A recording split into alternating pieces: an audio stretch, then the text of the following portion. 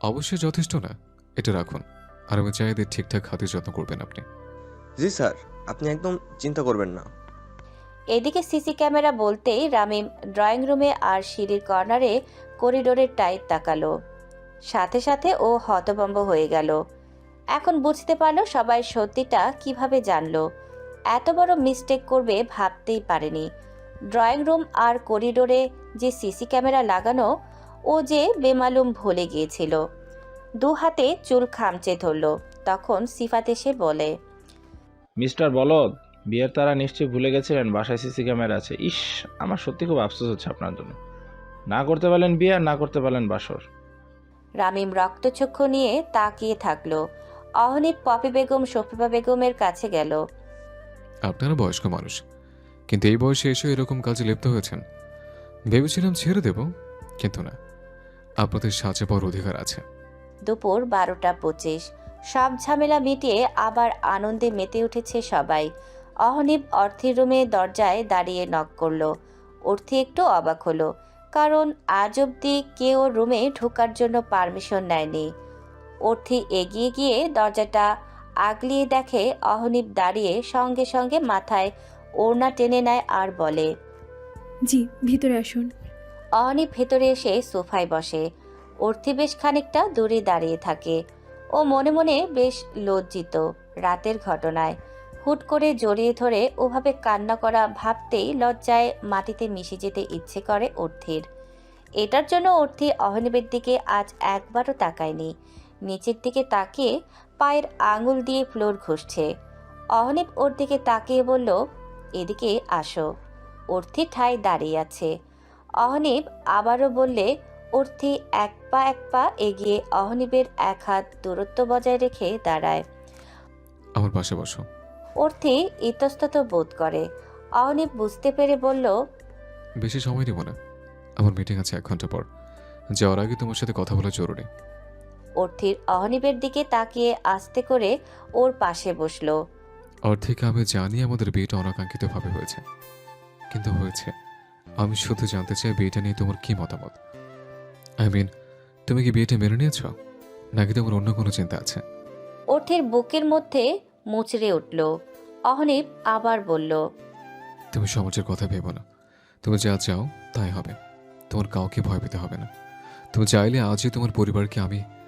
অহনীপকে আর বলতে না দিয়ে ওর বা হাত খামচে ধরে উত্তেজিত হয়ে অর্থি বলল, আপনি এভাবে বলবেন না।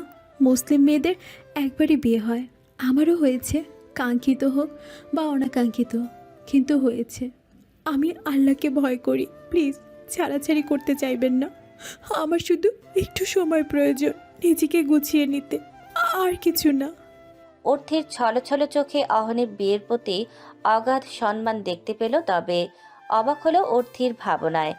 অহনীপ মনে মনে হাসল। এটা ভেবেই যে মেয়েটা অহনীপের কথার মানে না বুঝেই ভয় পেয়ে গেল। অহনীপ অর্থির মাথায় হাত রেখে বলল, কে বলেছে আমি তোমাকে ছেড়ে দিতে চাইবো? আমি বলছিলাম তুমি আমার সঙ্গে খান মেনশনে যাবে কিনা। মা বাবা তাদের পুত্রবধূকে নেওয়ার জন্য মরিয়া হয়ে উঠেছে, কিন্তু আমি চাই তোমার ইচ্ছাতে তুমি তোমার সংসারে যাও। সবটা হঠাৎ হয়েছে বলে তোমাকে হঠাৎ তুলে নিয়ে গিয়ে সংসার করতে বসাবো এমনটা নয়। অর্থি খুব লজ্জা পেল নিজের ভাবনার জন্য। মাথা নিচু করে ফেলল অর্থি। তুমি তাহলে এখানে থাকবে? বলছিলাম কিছুদিন থাকলে কি খুব সমস্যা হবে? বললাম না তোমার ইচ্ছা। আমার কাছে তোমার ইচ্ছাটা কখনো দমিয়ে রেখো না। সারা পৃথিবীর কাছে তুমি যেমনই হও, আমার কোনো সমস্যা নেই, কিন্তু আমার কাছে থাকতে হবে স্বচ্ছ পানির ন্যায়। তুমি তোমার সব ইচ্ছে, চাওয়া অচাওয়া, পছন্দ অপছন্দ, সমস্যা সবকিছু নিজে থেকে বলবে আমাকে। অর্থির মনে প্রশান্তির হাওয়া ঢেউ খেলে যায়। কত সুন্দর করে, কত সহজ করে কথাগুলো বললেন মানুষটা। গম্ভীর মুখে যতটা রাগী দেখায়, আসলে অত রাগী না। বিয়ের আগে আর পরের অহনীপ সম্পূর্ণ আলাদা। আলাদা হবেই বা না কেন? আগে ছিল পরপুরুষ, আর এখন স্বামী। সামনে বসা সুদর্শন পুরুষটা স্বামী ভাবতেই অর্থির লজ্জায় মিহিয়ে যায়। অহনীপ অর্থির লজ্জারাঙা মুখ দেখে মনে অবাধ্য চাহনাগুলো জেগে ওঠে। না, এ মেয়ের সামনে বেশিক্ষণ থাকা মানে বিপদ। তাহলে থাকো, আমি আসি। বলেই অহনীপ দরজার দিকে পা বাড়ায়। তখন অর্থি বলে, দুপুরের খাবার খেয়েছেন? অহনীপ থামে, সামনে তাকিয়ে বলে। না, অফিসে লাঞ্চ করে নেব। অর্থির মনটা কেন জানি খারাপ হয়ে যায়। ওর খুব ইচ্ছে করলো বলতে যাবেন না আমাদের সাথে, না আমার সাথে দুপুরের খাবারটা খেয়ে যান, কিন্তু বলা হলো না, আর অহনীপেরও থাকা হলো না। নীলিপু, আমি না ক্রাশ খেয়েছি। সে তো প্রতিদিনই খাস তুই। নিয়ম করে 3 বেলা খাবার খাওয়া আর তোর ক্রাশ খাওয়া একই কথা। তুমি মস্করা করো না তো, আমি সত্যি আবার সিরিয়াস ক্রাশ খেয়েছি। সিরিয়াস ক্রাশ আবার কেমনে খাই বই? ধর যাও তো, তোমাকে বলতে আসে ভুল। আহা, রাগ করে না। আচ্ছা বল, শুনছি, নামটা কি তোর ক্রাশের, মানে সরি সিরিয়াস ক্রাশের? আরিশা লজ্জা মুখে বলল, সিফাত ভাইয়া। ও আচ্ছা, তাহলে এখন ট্রিট। আর কিছু না বলে ভাবতে লাগলো আরিশা কার নাম বলল। সিফাত ভাইয়া মানে উগান্ডার ফ্যাক্টরি ওই ভাই? সঙ্গে সঙ্গে না বলে গগন বেদারি চিৎকার দিয়ে উঠল নীলি। ওর চিৎকারে অর্থি, অনিমা, নীলা হাসান দৌড়ে নীলির রুমে ঢুকলো। কি রে নীলি, কি হয়েছে? আরিশা ভয়ে জড়সড় হয়ে দাঁড়িয়ে আছে। যদি নীলা আহসান আর অনিমা এই কথা শোনে তাহলে ওর মার খাওয়ার হাত থেকে আজ কেউ বাঁচাতে পারবে না। অর্থে নীলের কাছে গিয়ে পিঠে হাত বুলিয়ে বলল, নীলি এভাবে চিৎকার দিল কেন? আসলে অর্থিপু তেলাপোকা, হ্যাঁ তেলাপোকা দেখে ভয় পেয়ে গেছে নীলি আপু। তোরা দুটিতে মাথা নষ্ট করে দিবি। সারাদিন বাসায় থেকে কারণে অকারণে কর্কশ গলায় চিৎকার করে মাথা খাওয়া খালি। আর একটা টু শব্দটি করলে দুটিকে কান মুলে রাস্তায় ছেড়ে দিব। বলেই নীলা আহসান চলে গেল।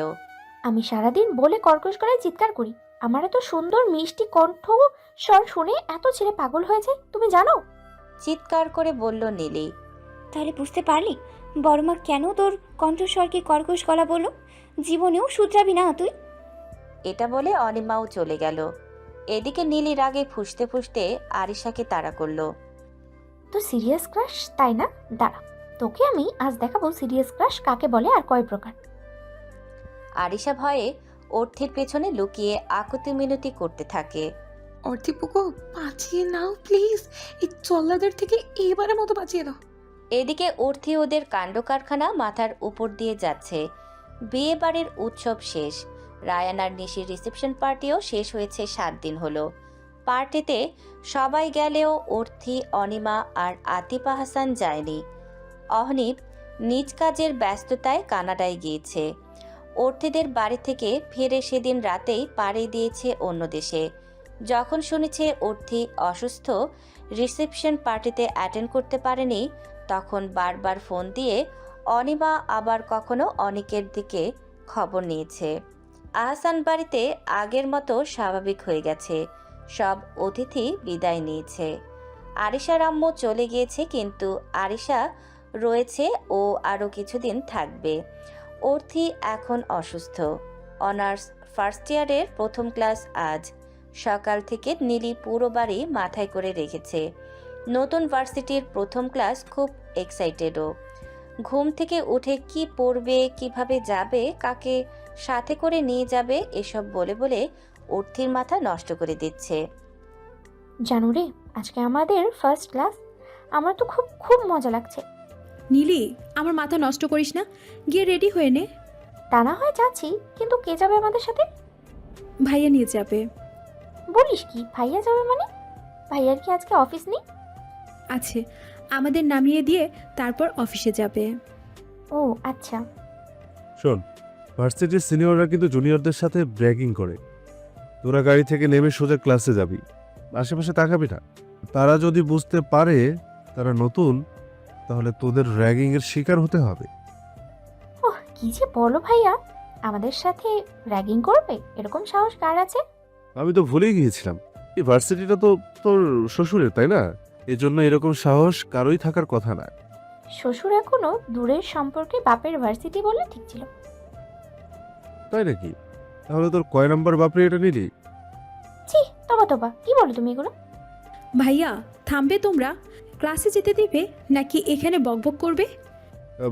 যা, তবে যা, বললাম মনে রাখবি। আর আমি অফিসে গিয়ে গাড়ি পাঠিয়ে দিচ্ছি, ক্লাস শেষ হলে গাড়িতে করে বাড়ি ফিরে আসবে আমি।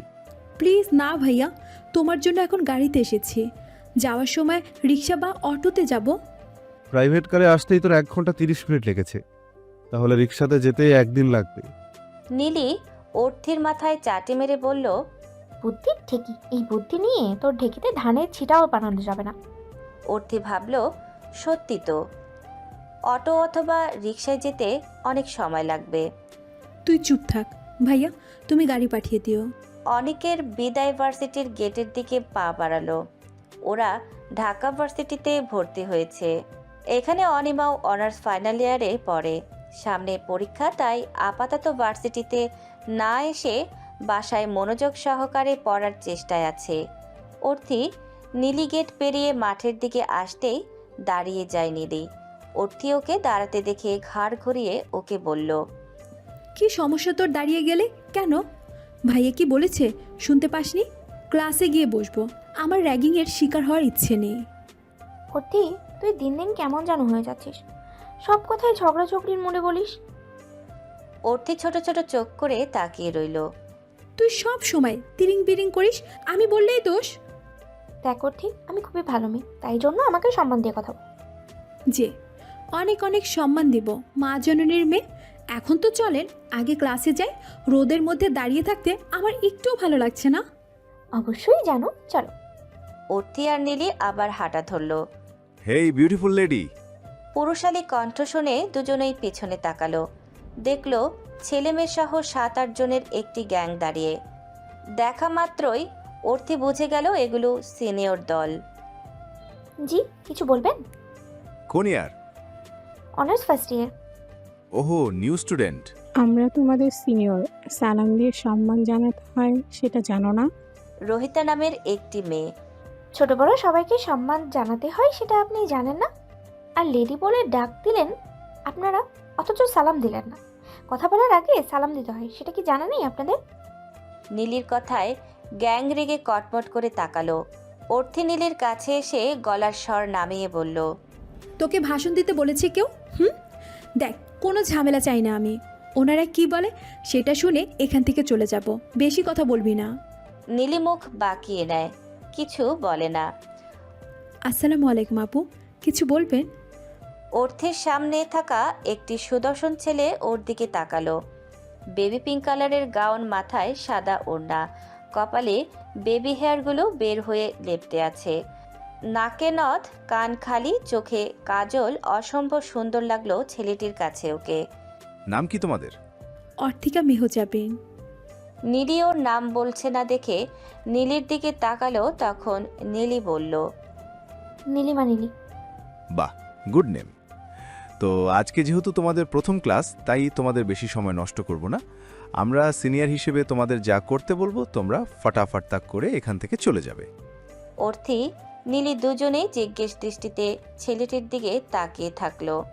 তখন পাশ থেকে একটি মেয়ে বলল, জিহাদ, ওদের কি করতে দিবি?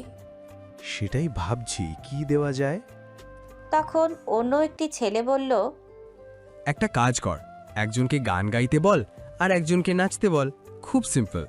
এটা শুনে জিহাদ, অর্থি, নীলি দুজনের দিকে তাকিয়ে রইল কিছুক্ষণ। হয়তো কিছু একটা ভাবছে। কিছু বলতে যাবে, তখনই পেছন থেকে কেউ একজন বলে উঠল, এই ব্রো, কি খবর তোমাদের? র্যাগিং করছো? অর্থি নীলি পরিচিত কণ্ঠ পেয়ে ঘাড় উঁচু করে জিহাদের গ্যাংয়ের পেছনে তাকালো। তাকাতেই চোখ বড় বড় হয়ে গেল ওদের, কারণ ওখানে সিফাত আর বর্ণ দাঁড়িয়ে আছে। ওদেরকে এখানে দেখে বেশ অবাক হলো। এই তো ভালো, কখন এলি তোরা? মাত্রই তো। এরা তোদের আজকের শিকার নাকি? গ্যাংয়ের মধ্যে কাকলি নামের একটি মেয়ে বলল, এরা নতুন স্টুডেন্ট, অনার ফার্স্ট ইয়ারের। আমাদের সাথে বেয়াদবি করেছে, দেখেও না দেখার ভান করে চলে গিয়েছে। তার উপরে আমরা ডেকে কথা বললেও সালাম দেয়নি। অর্থি নীলির ভীষণ রাগ হলো। সিনিয়র বলে কি যা তা বলবে, নাকি আবার বড় মুখ করে মিথ্যা কথা বলছে? তাহলে তো ঘোর অন্যায় করেছে। বাদ অন্যায় করেছে, তাই তো বলেছি ওদেরকে গান আর নাচ করতে। তুই কি বোকারে কাঙ্গালি, ওদের এত ছোট শাস্তি দে। এই, তুই আমার নামটা জীবনে ভালো মতো বলতে পারবি না, তাই না? আমি তো ঠিকই বলি, তোর বাবা মা ভুল করে তোর নাম কাঙ্গালি না রেখে কাকলি রেখেছে। এখন আমাকে দোষ দিয়ে লাভ আছে নাকি? এদিকে নীলি আর অর্থি মিটিমিটি করে হাসছে নাম ভাঙানো শুনে। ওদের হাসি দেখে কাকলি আরও খেপে গেল, রাগে কিটিমিটি করে বলল, এই মেয়ে, তোমরা দুজন কানে ধরে 50 বার উঠবস করো। তোমাদের গানও গাইতে হবে না আর নাচও করতে হবে না। তখন জিহাদ বলল, কাকুলি কি বলছিস? ওদের সাথে এমন করা ভালো হবে না। তুই চুপ কর জিহাদ। এই, শুনতে পাওনি কি বলেছি? বোন কাঙ্গালি, থাম, এত রাগিস কেন? ওদের যেতে দে। তুই আমার সাথে ফাইজলামি বন্ধ কর বর্ণ। আর ওদের যেতে দেবো মানে? যা বলছি তা না করলে এক পাও নড়তে দিব না। তখন সিফাত বলল, কাকলি ওদের যেতে দে, ওরা আমাদের পরিচিত। কাকলি থেমে গেল। যতটা খুশি হয়েছে সিফাত ওর সাথে কথা বলেছে বলে, তার থেকেও বেশি অবাক হয়েছে মেয়ে দুটো ওদের পরিচিত শুনে। কাকলি সিফাতকে পছন্দ করে। র্যাগিং গ্যাংটা বর্ণ আর সিফাতেরই তৈরি। মাস্টার্সে ওঠার পর ওরা সবাই মিলে র্যাগিং করত। ওদের সবার অনেক দিনের বন্ধুত্ব। হঠাৎ একদিন কাকলি সিফাতকে বন্ধুমহলের সামনে প্রপোজ করে বসে। সিফাত লজ্জায় পড়ে যায়, কিন্তু ওর লাইফ সম্পর্কে ভীষণ সিরিয়াস। ও হঠাৎ একটা সম্পর্কে জড়িয়ে অনিশ্চিত লাইফে ও কাটাতে চায় না। তার ওপর কাকলিকে ও কখনোই সেরকম নজরে দেখেনি, তাই সেদিনই কাকলিকে ডাইরেক্ট না বলে দেয়। তারপর থেকে আর কাকলির সঙ্গে কথা হয়নি। কাকলি অনেকভাবে কথা বলার ট্রাই করেছে, কিন্তু সিফাত বলেনি। তারপর আস্তে আস্তে সিফাত আর বর্ণ গ্যাং থেকে আলাদা হয়ে যায়। এর কারণ রেগুলার ভার্সিটিতে উপস্থিত হতে পারে না ওরা। সিফাতের কারণ কাকলি আর বর্ণ তো অলস, ইচ্ছা করে ভার্সিটি মিস দেয়। আজকে ওরা ভার্সিটিতে এসেছে কারণ অহনীপ বলেছে আসতে। এখানে এসেই অর্থি আর নীলিকে দেখে বুঝতে পারছে কেন অহনীপ ওদের আজ আসতে বলেছে। কে হয় মেয়ে দুটো তোমার? রিলেটিভস। সিফাত কাকলিকে কথাটি বলে অর্থি আর নীলিকে বলল, তোমরা আমার সাথে এসো। অর্থি, নীলি, বর্ণ, সিফাত চলে যেতেই কাকলি সরু দৃষ্টিতে তাকিয়ে রইল ওদের দিকে। ইয়ার কাঙ্গালি তো পুরো শক্ট হয়ে আছে তুই ওর সাথে কথা বলায়। কথা না বলে কি তোর কীর্তন শুনতাম? আরে বন্ধু, রাগিস কেন? বাদ দে, তোমরা বলো কেমন আছো? অর্থি নীলির দিকে তাকিয়ে। অর্থি নীলি এতক্ষণের কথোপকথন শুনে বুঝতে পেরেছে বর্ণ আর সিফাত ইউনিভার্সিটিতে মাস্টার্স করছে। আর কাকলি মেয়েটাকে নিয়েও একটু খটকা লাগছে ওদের কাছে, কিন্তু তা প্রকাশ করলো না। আলহামদুলিল্লাহ ভালো আছি ভাইয়া, আপনারা কেমন আছেন? আর ভালো থাকলাম কই, ভাইয়া আদেশ দিল আজ থেকে রেগুলার ভার্সিটিতে যেতে হবে। দুঃখ মনে মেনে নিলাম। এখানে এসে তোমাকে দেখে খুশি হয়েছিলাম, কিন্তু তোমার সাথে এই পাবনার পাগলিকে দেখেই আমার খুশি আর ভালো থাকা উড়ে গেল। নীলি রেগে বলল, আপনি আসতে গেলেন কেন? ভাবিকে পাহারা দিতে এসেছি। তা আপনার ভাবিকে পাহারা দিন না, আমাকে টানছেন কেন? কি আজব, আমি তোমাকে কখন টানলাম? এই সিফাত, বলতো আমি কি ওকে একবারও টাচ করেছি যে ওকে টানবো? অর্থি আর সিফাত ঠোঁট চেপে হাসছে। নীলি রেগে রেডি করছে। বর্ণ, তুই মেয়েদের মতো এত ঝগড়া করিস কেন? ওদের ক্লাসে দেরি হয়ে যাচ্ছে, ছেড়ে দে। এই যা, ভুলেই গেছিলাম। হ্যাঁ, তোমরা ক্লাসে যাও, কোনো সমস্যা হলে বলো আমাদের। জি ভাইয়া, আসি তাহলে। আচ্ছা, আর এই যে পাবনার পাগলি, ক্লাসের মধ্যে আবার নাচানাচি শুরু করো না, তাহলে কিন্তু ধরে বেঁধে আবার পাবনায় পাঠিয়ে দিবে। ক্লাসে নাচবো কেন আপনার মাথা থাকতে? সবুর করেন, আপনার মাথায় উঠে নাচবো। যেতে যেতে বলল নীলি। বর্ণ এক হাত উঁচু করে একটু চিৎকার দিয়ে বলল, ওকে, আমি রেডি আছি। নীলি একটা ভেঙচি কেটে অর্থির সাথে চলে গেল। ওটি, আনিফ ভাইয়া কত ভালো, তোর জন্য বডিগার্ড পাঠিয়ে দিয়েছে। কিন্তু আমি ভাবছি অন্য কথা। কি? উনি জানলো কিভাবে আমার ঢাকা ভার্সিটিতে এডমিশন হয়েছে? কি? তার মানে তুই বলিস নি ভাইয়াকে? না, ওনার সাথে তো আমার কথাই হয় না। বাবা, উনি আবার কথা হয় না দেখে মনও খারাপ। অর্থি লজ্জা পেল নীলির কথায়। আরে তুই বলিস নি তো কি হয়েছে, অন্য কেউ বলেছে হয়তো। তাই হবে। মানুষটা কত অদ্ভুত, দূর দেশে গিয়েও আমার খোঁজ রাখছে, তাও আমার থেকে না। ওনার এক একটা কাজে আমি মুগ্ধ হচ্ছি। উনি কি তা জানে? ভার্সিটি থেকে বাসায় ফিরতে বিকেল হয়ে গেল ওদের। সদর দরজা পেরিয়ে ড্রয়িং রুমে আসতেই দেখলো রেহানা খান, রিতা খান আর সারা বসে আছে। অর্থি নীলিকে দেখেই রিতা খান উঠে এসে দুজনকে বলল, কেমন আছো মা? আলহামদুলিল্লাহ ভালো।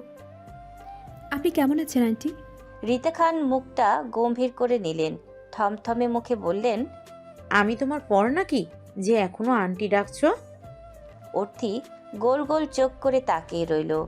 ওর বোধগম্য হচ্ছে না রিতা খানের কথা। আমার একটা মেয়ের ইচ্ছে ছিল খুব, কিন্তু আল্লাহ দেননি। পরে ভেবেছিলাম মেয়ে দেননি তো কি হয়েছে, আমার 2 পুত্রবধূ হবে, 2 মেয়ে। কিন্তু আফসোস, আল্লাহ মনে হয় আমার এই আশাটাও পূরণ করবে না। অর্থি রিতা খানের কথা বুঝতে পারে, ঝাপটে ধরে বলল, সরি মামুনি, আর এমন হবে না প্লিজ, মন খারাপ করে না। রিতা খান খুশিতে গদগদ হয়ে অর্থির কপালে চুমু খেয়ে বলল, চল, তোমার দাদি শাশুড়ি তোমাকে দেখার জন্য মরিয়া হয়ে উঠেছে। হাত ধরে অর্থিকে এনে রেহানা খানের পাশে বসালেন। অর্থি পুরো ড্রয়িং রুমে চোখ বোলালো। কিচেনে রান্নার খুঁটিনাটি আওয়াজ শোনা যাচ্ছে, তার মানে ওখানে মা আর বড় মা রান্না করছে। বিপরীত সোফায় আরিশা আর সারা ফোন নিয়ে আলোচনায় ব্যস্ত। নীলি নিজ রুমের দিকে যাচ্ছে। অর্থির আকুল হৃদয় কাউকে কি খুঁজছে? হ্যাঁ খুঁজছে, কিন্তু যখন মনে পড়ল সে তো দেশেই নেই, মনটা ভীষণ খারাপ হয়ে গেল। দেখি আমার দিকে তাকা, ওদিকে কি দেখোস? অর্থি ভাবনা থেকে বের হয়ে সামনে রেহানা খানের দিকে তাকালো। রেহানা খান অর্থির থুতনিতে হাত রেখে হাসি মুখে বললেন, মাশাআল্লাহ, আমার আফুর বউটা চাঁদের টুকরা, কি মিষ্টি দেখতে। এর লেগেই আমারে না কইয়া পোলায় বিয়া করলো, ভাবছে আমি ওর বিয়াতে ভাঙতি দিমু। অর্থি আপু নামটা বলার কারণ বুঝতে পারল না, কিন্তু নামটা যে অহনীপকে উদ্দেশ্য করে বলছে সেটা বুঝতে পেরেছে। রিতা খান বলল, মা, আপনি ওকে দেখেছেন আগে? রায়ানের পার্টির দিন আপনার সাথে দেখা হয়েছিল ওর। তুমি কি কও বউ? তখন আর এখনকার দেখা এক নাকি? ও আচ্ছা। শোন মাইয়া, আমারে ভয় পাস না, তোর লগে আমার কোনো শত্রুতা নাই, কিন্তু তোর জামাইরে আমার ধোকায় দিছে। সারা জীবন আমারে হেনা যান প্রাণ কইয়া কোলে মাথা রাইখা আদর খাইয়া তোরে পালাই বিয়া করলো, আবার এতদিন হইছে আমার থেইকা তোরে আড়াল করছে, তাই শাস্তি পাও না তাগো। বলেই জোরে নিঃশ্বাস নিল রেহানা খান, যেন কথা বলতে তার কষ্ট লাগছে। অর্থি টি টেবিল থেকে পানি নিয়ে খাইয়ে দিল রেহানা খানকে, তারপর মিষ্টি হেসে বলল, আপনার যা শাস্তি দেওয়ার দিন, আমার কোনো সমস্যা নেই। তা তো দিমুই। শোন, আমারে দাদুমণি বইলা ডাকবি, বুঝতেছস? এখন যা, হাত মুখ ধুয়ে আয়, কাম আছে। অর্থি রিতা খানের দিকে তাকালো।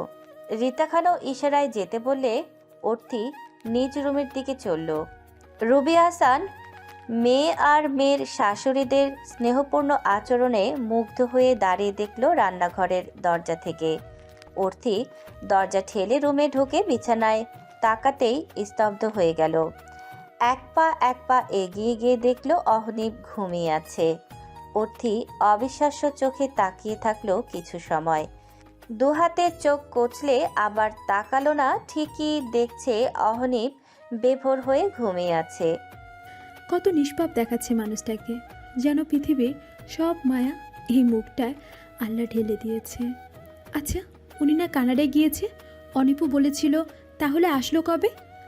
ভেবে অহনীপের চুল ছুঁতে হাত বাড়িয়ে আবার গুটিয়ে নিল, যদি ঘুম ভেঙে যায় তাহলে বিচ্ছিরি কাণ্ড হয়ে যাবে। তাই আর দাঁড়িয়ে না থেকে কাবার থেকে ড্রেস নিয়ে ওয়াশরুমে ঢুকে গেল নিঃশব্দে। মিনিট 30 পরে শাওয়ার নিয়ে মাথায় টাওয়াল পেঁচিয়ে ওয়াশরুম থেকে বের হলো অর্থি। বিছানায় তাকিয়ে দেখলো অহনীপ এখনও ঘুম, তাই ভাবলো নীলির রুমে গিয়ে চুল ঝাড়বে। এখানে শব্দ হলে যদি ঘুম ভেঙে যায়, তাই যেই ভাবনা সেই কাজ। গুটি গুটি পায়ে এগিয়ে যেতেই অহনীপের ডাক পড়ল। অর্থিকা, কোথায় যাচ্ছ? অর্থির বুকের মধ্যে ঢক করে উঠল। ঘুম জড়ানো কণ্ঠ অর্থির কানে মধুর মতো লাগলো, কিন্তু নিজের অস্বাভাবিক হওয়াটা মেনে নিতে পারল না। ও বুঝতেই পারে না এই মানুষটির সামনে আসতেই নিজের এমন অস্বাভাবিক পরিবর্তন কেন হয়। আসলে শাওয়ার নিয়েছি তো, চুল ঝাড়তে হবে, আর টুকিটাকি কিছু কাজ আছে, তাই আমি নীলির রুমে যাই। এখানে থাকলে শব্দের জন্য আপনার ঘুম হবে না। অহনীপ মনে মনে বলল, নিজ দায়িত্বে আমার ঘুম হারাম করে রুম থেকে বের হচ্ছে আমার ঘুম আসার জন্য। কপাল। শান্ত কণ্ঠে বলল, আর ঘুম আসবো না, তুমি এখানে তোমার কাজ করতে পারো। আর এটা তো তোমারই রুম, আমার জন্য তুমি কেন বের হবে? কথাটা অর্থের খুব খারাপ লাগলো। মনে মনে ভাবে, আমার রুম মানে? শুনেছি বিয়ের পর স্বামীর সব জিনিসের উপর যেমন স্ত্রীর অধিকার, তেমন স্ত্রীর সব জিনিসের উপরও স্বামীর অধিকার। তাহলে উনি আমার রুমকে নিজের রুম ভাবছেন না কেন? রুমটায় চোখ বুলালো অর্থি। তারপর আবার ভাবলো রুমটা হয়তো অহনীপের পছন্দ হয়নি, তাই নিজের ভাবছে না। অহনীপ অর্থিকে ভাবনার জগতে ডুবে থাকতে দেখে বলল, দাঁড়িয়েছো কেন? চুল থেকে টাওয়াল খুলে চুল শুকাতে দাও, নাহলে ঠান্ডা লেগে যাবে। অর্থির ধ্যান ভাঙল। নিচু স্বরে জি বলে ব্যালকনিতে চলে গেল।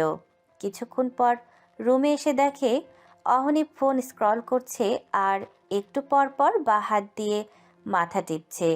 মুখে ক্লান্তির ছাপ, ঘুমে থাকতে বোঝা যায়নি, এখন ছাপটা স্পষ্ট। অহনব অর্থিকে বলল, তোমার ফার্স্ট ক্লাস কেমন হলো? জি ভালো। গুড। তারপর নীরবতায় জেকে বসলো দুজনের মাঝে। অহনীপ চুপচাপ ফোন স্ক্রল করছে আর অর্থি দাঁড়িয়ে অহনীপকে খুঁটিয়ে খুঁটিয়ে দেখছে। শেষমেশ অর্থি বলল, আপনি একটু থাকুন, আমি আসছি।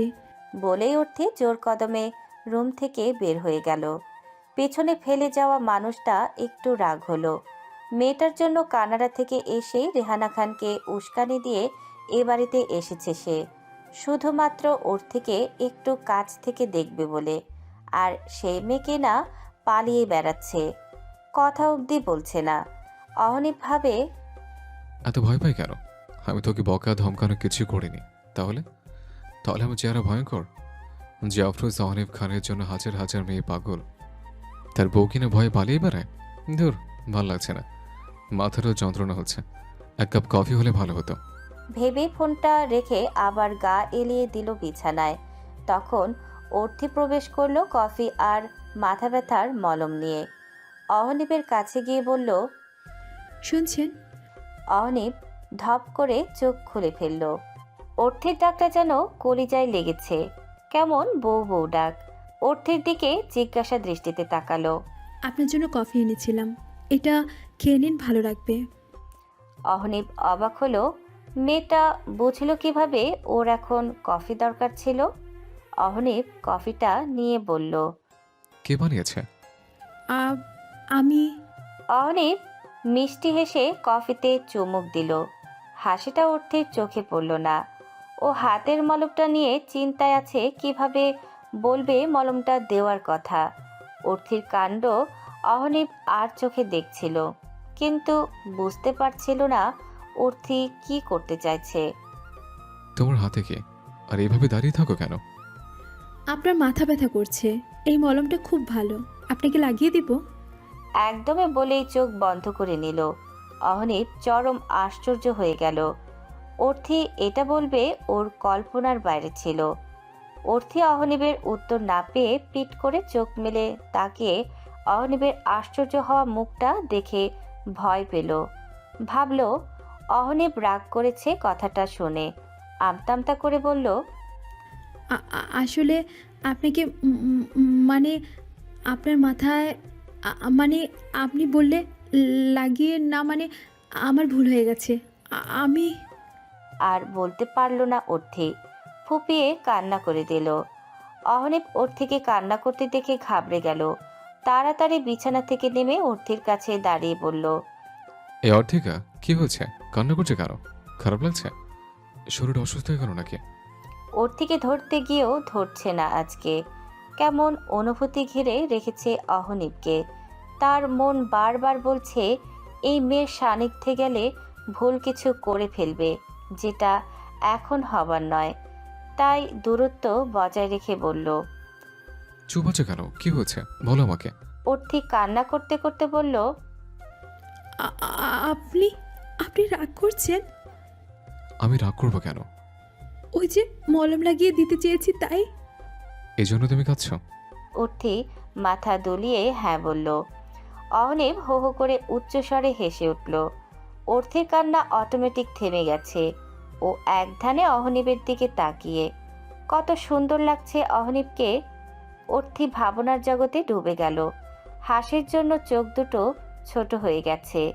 এই মানুষটি হাসলে এত সুন্দর লাগে, কিন্তু হাসে না কেন? অহনীপ হাসতে হাসতে বলল, ও মাই গড, তুমি কাঁদছো আমি রাগ করেছি বলে? এদিকে তুমি যে আমার খাওয়া দাওয়া খুব হারাম করে বসে আছো, এটার জন্য আমি কি করবো অর্থিকা? আমিও কান্না করবো তোমার সাথে? অর্থি অহনীপকে চোখ দিয়ে গেলে খাচ্ছে। ওর কানে কোনো কথাই ঢুকছে না। অর্থিকা, এভাবে কি দেখছো? অর্থির ধ্যান ভাঙল। হ্যাঁ, কিছু না। অহনীপ অর্থির দিকে ঝুঁকে বলল, ঘুম তো আরাম করেই দিয়েছো অনেক আগে। আজকে আবার সদ্য শাওয়ার নিয়ে মাথায় টাওয়াল পেঁচিয়ে সামনে আসছো, হাতও ভেজে চুল ছেড়ে দিয়ে আসছো, আবার কফি আনছো, মলম লাগিয়ে দিতে চাইছো। কেমন বউ বউ গন্ধ পাচ্ছে অর্থিকা। অর্থির লজ্জায় লাল নীল হয়ে গেল। ভারী বজ্জাত লোক তো। উনি এভাবে কাউকে লজ্জা দেয় নাকি? আগে জানলে কখনো ওনার জন্য এসব করতাম না। অর্থের নীল লাল হয়ে যাওয়া মুখটা দেখে অহনীপ দুষ্ট হাসি দিয়ে আরো কাছে গিয়ে বলল, এত লজ্জা পাচ্ছ কেন বউ? লজ্জা পাওয়ার মতো কিছু তো এখনো করিনি। অর্থি আর থাকলো না অহনীপের সামনে। আপনি খুব খারাপ বলে দৌড়ে বাইরে চলে গেল। এদিকে অহনীপ হাসতে হাসতে বিছানায় গড়াগড়ি খাচ্ছে। অর্থি দৌড়ে সিঁড়ি দিয়ে নামতেই সারার সাথে ধাক্কা লেগে দুজনেই একসাথে নিচে পড়ল। বেশি উঁচু থেকে পড়েনি, তাই কারোরই তেমন ব্যথা লাগেনি। অর্থি তাড়াতাড়ি সারার ওপর থেকে উঠে ওকে টেনে তুলল। সারা, তুমি ঠিক আছো তো? আমি দুঃখিত, তোমাকে দেখতে পাইনি। না ভাবি, আমি একদম ঠিক আছি। তুমি এভাবে দৌড়ে নামছিলে কেন তাই বলো। ভাবি? হ্যাঁ, তুমি আমার অহনীপ ভাইয়ার বউ, তাহলে তো ভাবিই বলবো। কিছুক্ষণ আগে অহনীপের বলা কথাগুলো মনে পড়তেই আবার লজ্জায় লাল নীল হয়ে গেল অর্থি। এদিকে ওদের পড়ে যাওয়ার শব্দে অহনীপ সহ সবাই বাইরে হাজির। ওপর থেকে অনিমার কণ্ঠ শুনে অর্থি দেখে অহনীপ দাঁড়িয়ে ওদের দেখছে। অর্থির এবার অজ্ঞান হওয়ার অবস্থা। কিরে, কি হয়েছে বলিস না কেন? তেমন কিছু না আপু, ভুলবশত আমি আর ভাবি ধাক্কা লেগে পড়ে গিয়েছিলাম। অর্থের নিচের দিকে তাকিয়ে সারাকে আস্তে করে বলল, সারা, আপু বলো, ভাবি ডেকো না প্লিজ। এমা কেন?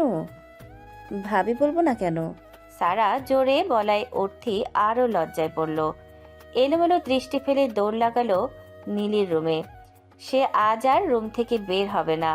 অহনীপ খুব এনজয় করছে অর্থিকে লজ্জায় লাল নীল হতে দেখে। হাই দুলা ভাই।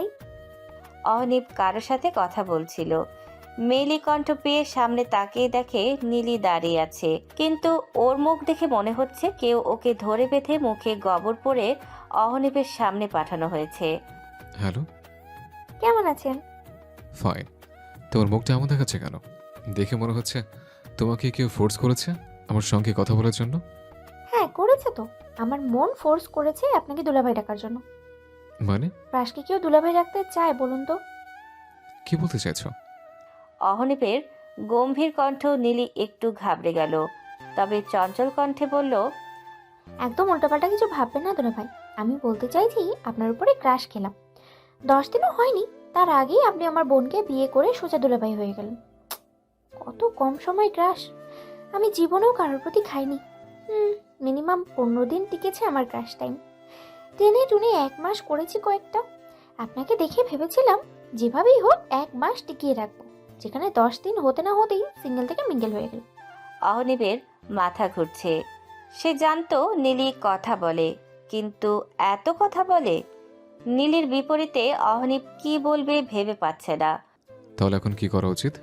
সে এখন তো আর কিছু করার নেই। তবে দুলাভাই, আপনি কিন্তু আমার জানুর সাথে যা করেছেন তা মোটেও ঠিক করছেন না। তোমার জানুর সাথে আমি কি করলাম আবার? আমার জানুটা কে? কে আবার? অর্থি, যাকে আপনি বিয়ে করে আমার থেকে পর করে দিয়েছেন। মানে? মানে এই যে আমার বোনটা অসুস্থ হয়েছিল, আপনি একবারও ওকে ফোন দিয়ে খোঁজখবর নেননি। হ্যাঁ, মানলাম আপনি অন্য কারোর কাছ থেকে খবর নিয়েছেন, কিন্তু আমার বোনের সাথে কথা বলেননি। আপনি জানেন ও কত কষ্ট পেয়েছে। অহনীপ অবাক হলো। ওর থেকে ফোন করে না বলেও কষ্ট পায়। এটা তুমি গর্ধি বলেছে? ও তো আজই। নীলা আহসানের ডাকে থামতে হলো নীলিকে। ও অহনীপকে আর কিছু না বলে বিদায় নিয়ে মায়ের উদ্দেশ্যে চলে গেল। এদিকে অহনীপের ফোনের ওপাশে থেকে বর্ণ সব শুনে ভ্যাবাচাকা খেয়ে গেছে। হ্যাঁ, তখন বর্ণর সাথে কথা বলছিল অহনীপ। বর্ণ তো মজা করে নীলিকে পাবনার পাগলি বলতো, কিন্তু এখন দেখছে এই মেয়ে সত্যি পাগলি, পাবনা পালানো পাগলি। পশ্চিম আকাশের কোণে সূর্য ঢলে পড়েছে। সোনালি স্নিগ্ধ আলো গায়ে মেখে দাঁড়িয়ে আছে অর্থি। এ আলোয় না আছে তেজ আর না আছে উত্তাপ। মৃদু বাতাস আর সোনালি রোশনির সূর্য যেন প্রকৃতির এই সৌন্দর্য হাজার গুণে বাড়িয়ে দিয়েছে। এই সৌন্দর্যই উপভোগ করছে অর্থি, কিন্তু তার মনটা উদাস। মন কোঠেরে হাহাকার। মনে হচ্ছে খুব আপন কেউ তার কাছে নেই। দৃষ্টি আকাশপানে রেখে ভাবছে, মন কুঠিরে সযত্নে রাখা ব্যক্তি কি তাকে ভাবে? তার মনে পড়ে আমার কথা?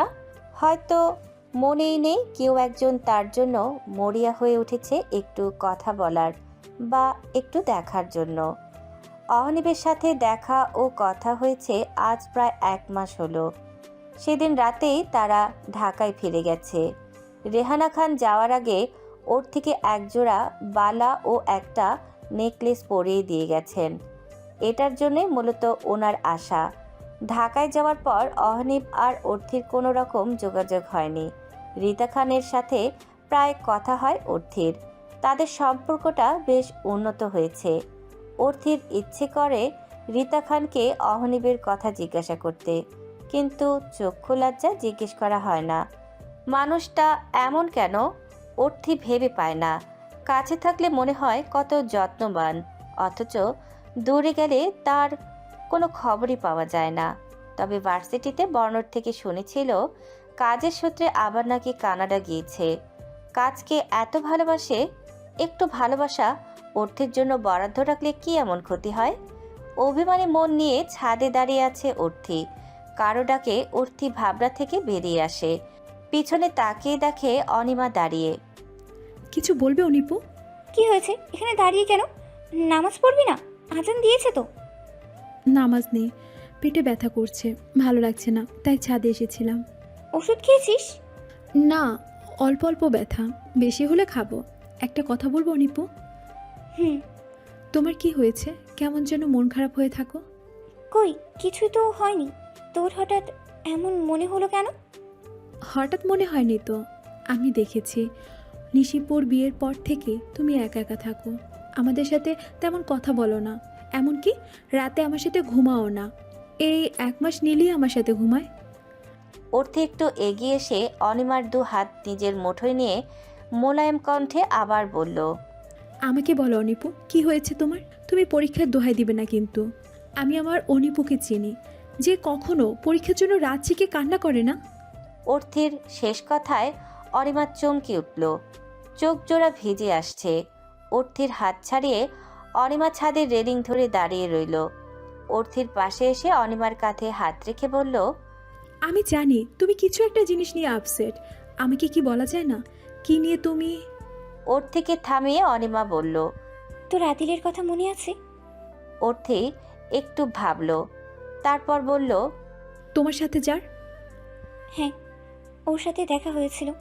কবে, কোথায়? নিশির বিয়ের দিন তোর বিয়েতেও উপস্থিত ছিল। তুমি আগে কেন বলনি আমাকে? অর্থের চোখে মুখে রাগ ফুটে উঠেছে। অনিমা অসহায় চোখে তাকিয়ে বলল, বলে কি হতো বোন? আমি চাই না পুরনো ঘটনা নিয়ে কোনো ঝামেলা হোক। যেটা চাপা পড়ে গেছে অতল গহ্বরে, তা টেনে বের করতে চাই না। তাহলে তার কথা ভেবে তুমি এখনো চোখের পানি ফেলো কেন?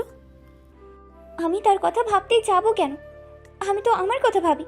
কত বোকা ছিলাম যে একটা বিশ্বাসঘাতককে অর্তি, তুই এখানে কি করছিস? অনিমা বাকি কথা আর শেষ করতে পারল না, তার আগেই নীলি এসে ব্যাগরা দিল। এভাবে এসেছি। নিচে চল, দেখ কে এসেছে। অনিপ, তুমিও আসো, ছোট মা তোমায় খুঁজছে। যা, আসছি। নীলি যাওয়ার পর অর্থি অনিমাকে আশ্বাস দিল, তারপর ও চলে গেল। অনিমা একা দাঁড়িয়ে থাকলো, ভাবতে লাগলো যন্ত্রণাময় বিচ্ছেদের কথা, সেই বিশ্বাসঘাতকের কথা। অর্থি আর অনিমার খুব ভাব। অনিমা বোন বলতেই পাগল। অনিমার টুকটাক সব কথা অর্থির সাথে শেয়ার করত। আদিলের সাথে সম্পর্ক হওয়ার 1 বছর পর অর্থিকে একদিন আদিলের কথা বলে। প্রথমে অর্থি বিশ্বাস করতেই পারছিল না অনিমার কারোর সাথে সম্পর্ক আছে, তাও 1 বছর হয়ে গেছে আর সেটা অর্থিকে বলেনি। অর্থি অভিমান করলেও তা অনিমার কথায় গলে যায়। অর্থি বায়না ধরে আদিলের সাথে দেখা করবে, অনিমাও রাজি হয়ে যায়। অর্থিকে বলে অ্যাডমিশন এক্সাম দেওয়ার পরের দিন অর্থির সাথে আদিলের মিট করাবে। এক্সাম শেষে অনিমা হল থেকে বের হয়ে রেস্টুরেন্টে আসে ওর ফ্রেন্ডের সাথে নাস্তা করার জন্য। তখন দেখে আদিলকে একটা মেয়ে জড়িয়ে ধরে আছে। অনিমা অবাক হয়ে তাকিয়ে থাকে, ভাবে হয়তো পরিচিত কেউ কোনো প্রবলেমের জন্য জড়িয়ে ধরে আছে। তবে বুকের মধ্যে চিনচিন ব্যথা অনুভব করে ওর। একটু এগিয়ে যায় আদিলের দিকে। মেয়েটা আদিলের বুকের ডান সাইডে মাথা গুজে আছে, মুখ দেখা যাচ্ছে না। অনিমা ও ডান দিকেই দাঁড়িয়ে। আদিল মেয়েটার মাথায় হাত রেখে কিছু বলতে যাবে, অমনি চোখ আটকে যায় দাঁড়িয়ে থাকা অনিমার দিকে। ও যেন থ মেরে যায়। অনিমাকে এখন এই সময় এখানে মোটেও আশা করেনি। মেয়েটি আদিলের সারা শব্দ না পেয়ে বুক থেকে মাথা তুলে বলে, কি হয়েছে তোমার? আদিলের কানে কোনো কথাই ঢুকছে না। ও একইভাবে দেখছে অনিমাকে। মেয়েটাও আদিলের দৃষ্টি অনুসরণ করে পাশে তাকায়। তুমি এখানে? এটা কে আদিল? হাই, আমি পিয়াসা, আদিলের বাগদত্তা। অনিমা চরম বিস্মিত হয়, মাথা চক্কর দিয়ে ওঠে, কাঁপা কাঁপা কণ্ঠে বলে, মেয়েটা কি সত্যি বলছে আদিল? আদিল চুপ থাকে। আদিলের চুপ থাকা অনিমা মেনে নিতে পারে না, দৌড়ে এসে আদিলের কলার ধরে বলে, চুপ কেন? মেয়েটা কে হয় তোমার? মেয়েটি তোমায় জড়িয়ে ধরেছিল কেন? বলছো না কেন আদিল? আদিল শূন্য চোখে তাকিয়ে থাকে, ওর বলার মতো শক্তি নেই। পিয়াসা আদিলকে অনিমার থেকে ছাড়াতে অনিমাকে টেনে ধরে। ততক্ষণে অনিমার ফ্রেন্ডরা চলে এসেছে ওদের কাছে। রেস্টুরেন্টেও তখন খুব কম সংখ্যক মানুষ ছিল।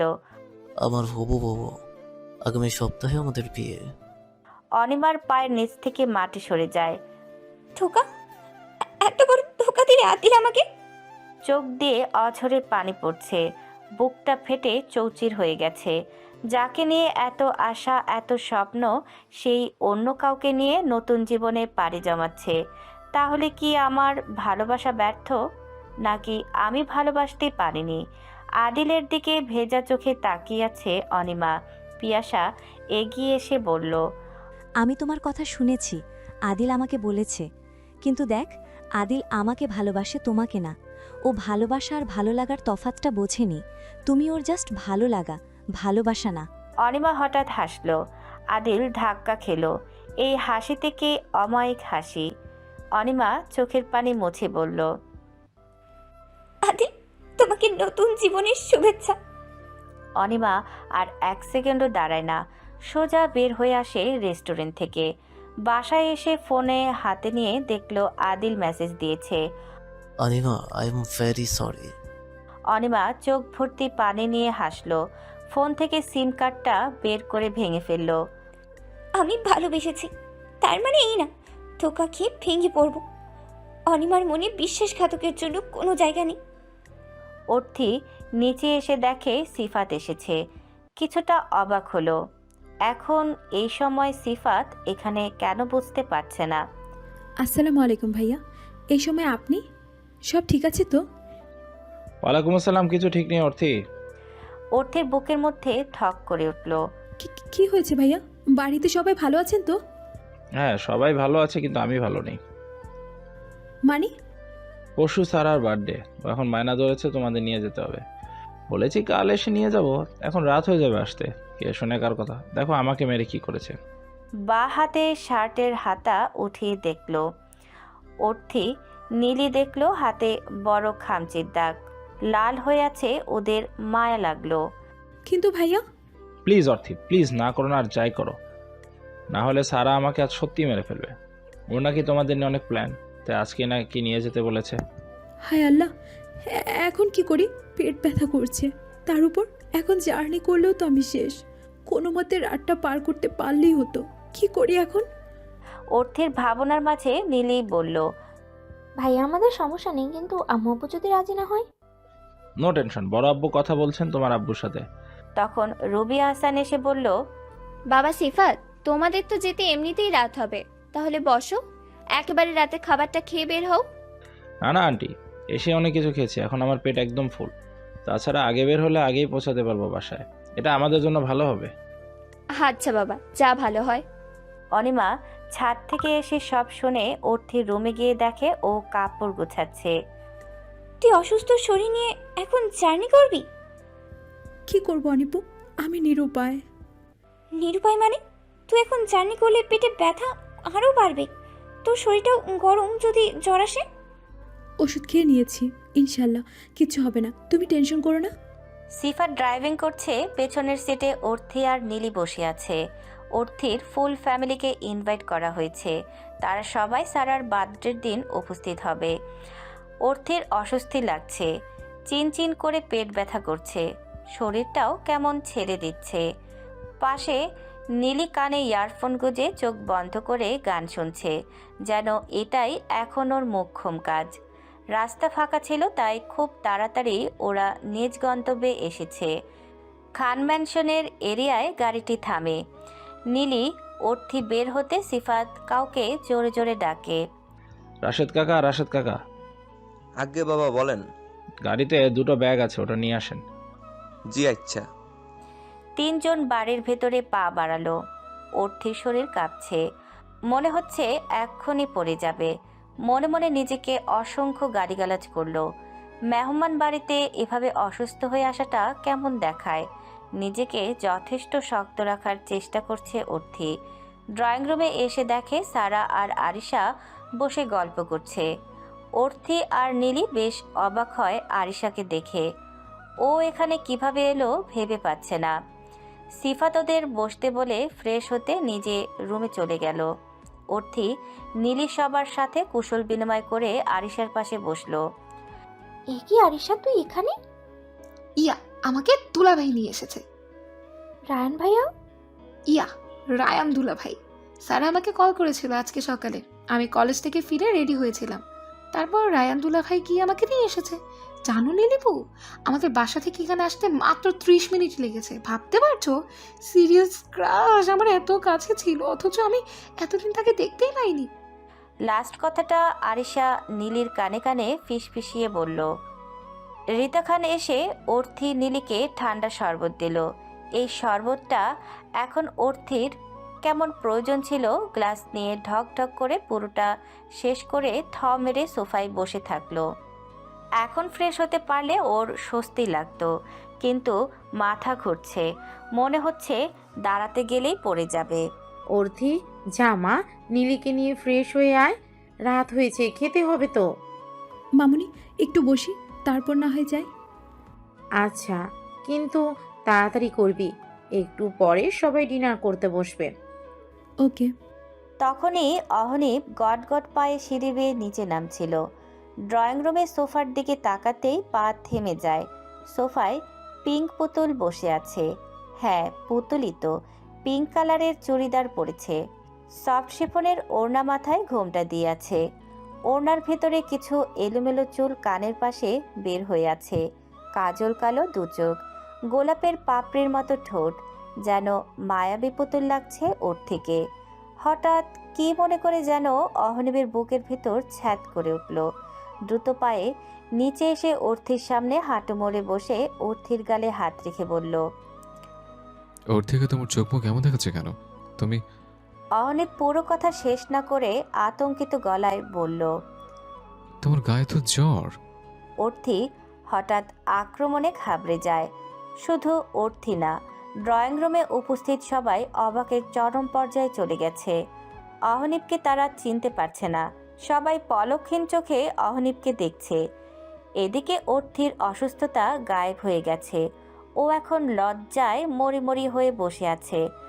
আর চোখে আশেপাশে তাকিয়ে দেখে সবার নজর ওদের দিকেই।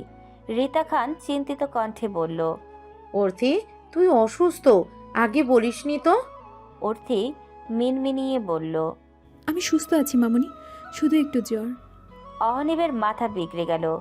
জ্বরে গা পুড়ে যাচ্ছে, চোখ মুখ শুকিয়ে গেছে, আর মেয়ে বলে সুস্থ আছে। শাট আপ, কেয়ারলেস মেয়ে একটা। জ্বরে গা পুড়ে যাচ্ছে, তা বলছে একটুখানি জ্বর। অহনিবের ধমকানিতে অর্থি কেঁপে উঠল। আহ বাবাই, ওকে এভাবে ধমকাচ্ছিস কেন? মা, তুমি চুপ করো। বর্ণ ডাক্তারকে কল করে ইমার্জেন্সি আসতে বল। Okay bro. অর্থিকে বলল, আমার সাথে আসো। অর্থি প্যাঁচার মতো মুখ করে উঠে দাঁড়াতে আবার বসে পড়ে। অহনিব বুঝতে পারে অর্থির একা যেতে পারবে না, তাই অর্থির হাত ধরতেই অর্থি হন্তদন্ত হয়ে পাশে থাকা নীলির হাত ঝাপটে ধরে।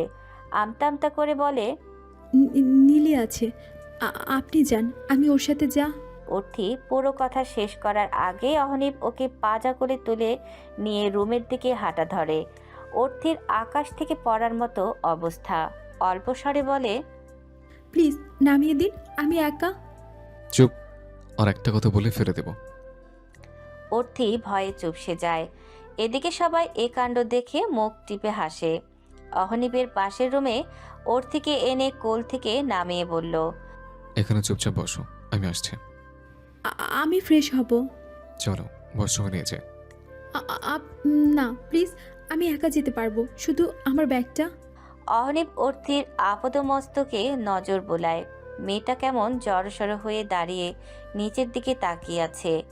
অহনিব বাহিরে গিয়ে ব্যাগটা এনে অর্থিকে দিয়ে আবার বাহিরে যায়। অর্থি ওর প্রয়োজনীয় জিনিসপত্র নিয়ে ওয়াশরুমের দিকে পা বাড়ায়। অর্থি ওয়াশরুম থেকে বের হয়ে দেখে অহনিব খাটের উপরে বসে আছে। ও আস্তে আস্তে গিয়ে অহনিবের সামনে দাঁড়ায়। অহনিব ওকে পাশে বসতে বললে অর্থিও তাই করে। অসুস্থ শরীর নিয়ে এখানে এসে কেন? অর্থির ভীষণ রাগ হলো।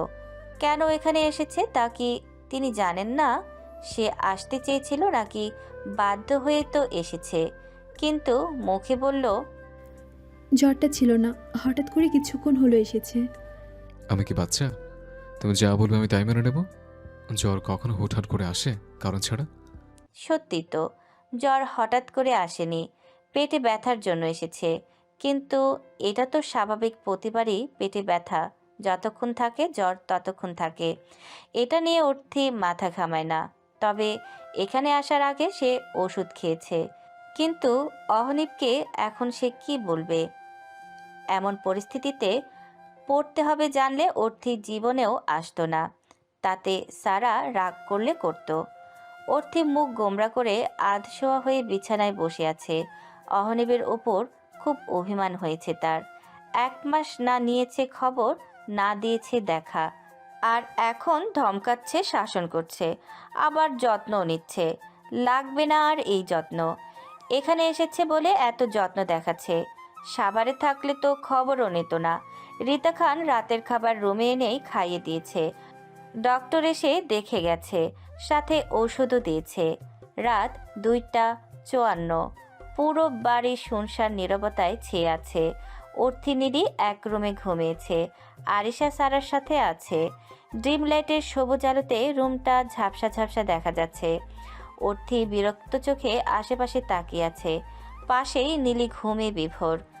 চোখে ঘুম নেই, কি করবে ভেবে পাচ্ছে না। অনেকক্ষণ শুয়ে এপাশ ওপাশ করলো, কোনো লাভ হলো না। বাধ্য হয়ে বিছানা ছেড়ে ব্যালকনির দিকে পা বাড়ালো। অর্থি ব্যালকনিতে গিয়ে অবাক। ব্যালকনির জন্য না, ব্যালকনির পাশে ছোট ছাদের জন্য। পূর্ণ চাঁদের আলোয় সব কিছু যেন স্পষ্ট দেখা যাচ্ছে। ছাদটায় বিভিন্ন রকম ফুল গাছের টব, বসার জন্য দোলনা, 2টা চেয়ার আর একটা টি টেবিলও আছে। পাশেই আবার সুইমিং পুল। চাঁদের আলোয় সুইমিং পুলের পানি ঝিকঝিক করছে। অসম্ভব সুন্দর লাগছে ছাদটা অর্থির কাছে। ব্যালকনির গ্রিল ধরে দাঁড়িয়ে সবটা দেখছে আর ভাবছে ওখানটায় যেতে পারলে মনটা শান্ত হতো। কিন্তু আফসোস, যাওয়ার উপায় নেই। সকালে নীলির ডাকে অর্থির ঘুম ভাঙে। আলসেমি ভঙ্গিতে উঠে বসে, ঘুমো ঘুমো কণ্ঠে বলল, কি হয়েছে নীলি? ওটা কিছু খেয়ে নে। কয়টা বাজে? 9টা। কি 9টা বাজে? নীলি মাথা নাড়িয়ে হ্যাঁ বলে। তুই এখন ডাকছিস কেন আমাকে? আরো 2 ঘন্টা আগে ডেকে দিতি। চপ বাবা, আমি তো ডাকতে চাইনি। তোর শাশুড়ি বললো ওটা নাস্তা করে ওষুধ খেয়ে তারপর ঘুমাতে। অর্থি কাঁদো কাঁদো গলায় বলল, ছি, কি লজ্জা! মেহমান বাসায় এসে এতক্ষণ ঘুমিয়েছিলাম আমি। হচ্ছে, আর লজ্জা করতে হবে না। কদিন পর এ বাড়ি তোরই হবে। ওটা এখন। অর্থি নীলির কথার জবাব না দিয়ে ওয়াশরুমে ঢুকে গেল। নিচে এসে দেখে বড় ডাইনিং টেবিলে ছোটরা সবাই বসে আছে। তার মানে এখনো কেউ খায়নি। অর্থি টেবিলের কাছে দাঁড়াতে রিতা খান এগিয়ে এসে মাথায় হাত বুলিয়ে বললেন, কিরে মা, শরীরটা এখন কেমন লাগছে? আলহামদুলিল্লাহ মামুনি, একদম সুস্থ আছি। আচ্ছা, তাহলে এখন খেতে বস। আচ্ছা। অর্থি নীলির পাশে চেয়ার টেনে বলল। ওর বিপরীতে সারা আর তার পাশে বর্ণ। সিফাত বসেছে। অর্থির বাঁ পাশে এক চেয়ারে খালি রেখে আরিশা সিফাতের মুখোমুখি বসে। অর্থির আকাঙ্ক্ষিত ব্যক্তিকে ডাইনিং টেবিলে না পেয়ে মনটা খারাপ হয়ে গেল। বড় কেউ নেই, তার মানে অফিসে চলে গিয়েছে সবাই। এটা ভেবে আরও মন খারাপ হলো। মনে মনে ঘুমকে ইচ্ছে করে বকে দিল। তার জন্যই অহনীপকে সকালে দেখা হলো না। নীলির ফোন আসায় সে উঠে সাইডে চলে গেল কথা বলতে। আর তখনই কোথা থেকে অহনীপ এসে নীলির চেয়ারটায় বসলো। অর্থি ডান পাশে অহনীপকে দেখে চমকিত হলো, তবে মনে মনে বেশ খুশি হয়েছে। শেষ পর্যন্ত অহনীপকে দেখতে পারল। নীলি এসে অর্থি আর আরিশার মাঝে বসে পড়ল। রিতা খান আর সায়রা খান খাবার পরিবেশন করছে। অর্থি গলা নামিয়ে ফিসফিস করে নীলিকে বলল, নিশিপু কোথায়? নিশুপু রায়ন ভাইয়ের সাথে বেরিয়েছে। ও, অর্থি মা, তুই তো কিছুই খাচ্ছিস না। খাবার ভালো হয়নি? অর্থি হকচকিয়ে উঠল। না না, অনেক ভালো হয়েছে। আসলে আমার পেট ভরে গেছে। সে কি কথা? প্লেটে খাবার তো সব ধরাই আছে, কিছুই তো খাসনি তুই। নে, আর 2টো রুটি নে। বলে রুটি তুলে দিল প্লেটে। অর্থি যেন ভীষণ ফ্যাসাদে পড়ে গেছে। না পারছে গিলতে, না পারছে ফেলতে। 2টো রুটি খেয়ে ওর পেটে আর ঢুকছে না। তবুও মামনের সম্মান রক্ষার্থে চুপ থাকলো। তখন অহনি বলল, মা, 1 গ্লাস গরম দুধ আর 2টো সিদ্ধ ডিম নিয়ে আসো। অহনিপের কথা শুনে চরম আশ্চর্য হলো রিতা খান। যে ছেলে দুধ আর ডিমকে চিরকাল নিজের শত্রু ভেবে এসেছে, সে কিনা দুধ আর ডিম চাইছে। এটাও সম্ভব? বাবাই, তুই ঠিক আছিস তো? অহনিপ ভ্রু কুচকে বলল, কেন, আমার আবার কি হবে? তুই দুধ ডিম খাবি? অহনিপ খাওয়ায় মনোযোগ দিয়ে বলল, আমি কখন বললাম যেগুলো আমি খাবো? রিতা খান বুঝলো ছেলে যখন তখন রেগে যেতে পারে, তাই আর কথা না বাড়িয়ে কিচেনে চলে গেল। সায়রা খান সবাইকে খাবার দিয়ে উপরে চলে গেছে আগেই। এদিকে সিফাত হঠাৎ পায়ে কারো স্পর্শ পেয়ে থ মেরে রইল।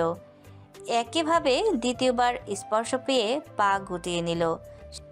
সামনে তাকিয়ে দেখে ওর বিপরীতে আরিশা বসে মিটমিট করে হাসছে। সিফাতের বুঝতে আর বাকি নেই কে করছে এটা। আরিশা তৃতীয়বার পায়ে পা দিল, তবে সিফাতের না, বর্ণের। এদিকে বর্ণ পায়ে স্পর্শ পেয়ে সময় ব্যয় না করে সেও সামনের মানুষের পায়ে পা রাখল। বর্ণ কোনো কাজের সময় অপচয় পছন্দ করে না। ঝটপট সিদ্ধান্ত নিয়ে ফটফট কাজ করা ছেলে বর্ণ। এগুলো ভেবে সেই লেভেলের ভাব নিল বর্ণ। অর্থি আর চোখে অহনীপের দিকে তাকিয়ে রুটি ছিঁড়ছে। হঠাৎ ওর হাত থেমে যায়। ডাইনিং টেবিলে সবার দিকে চোখ বোলায়। আরিশা মিটমিট করে হাসছে। সিফাত ভ্রু কুচকে রুটি চিবোচ্ছে, যেন সে কোনো কারণে খুব বিরক্ত। পাশে বর্ণ হাতে জুসের গ্লাস নিয়ে নীলের দিকে তাকিয়ে চুমুক দিচ্ছে।